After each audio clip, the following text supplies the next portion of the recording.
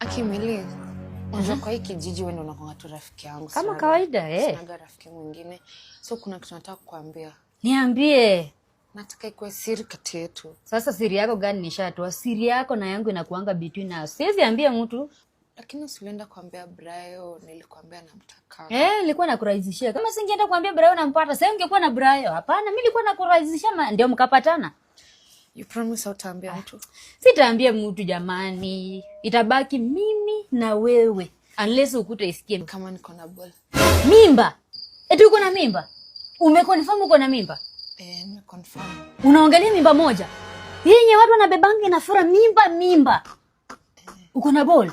Hebu niambie ni nani? Hiyo ball ni ya Brayo. Brayo. Nilijua tu lazima itakuwa ya Brayo. So unapanga aje na mimba yenyewe?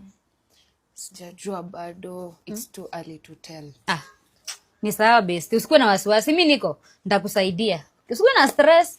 Mimi mali nahitaji usaidizi wangu. Niko kama best, si ndio? Usikasirike, ni kitu nomo. A few moments later. Majirani, niko na habari. Na lazima musikie. Najua mnasiuliza ni habari gani? Cindy moja.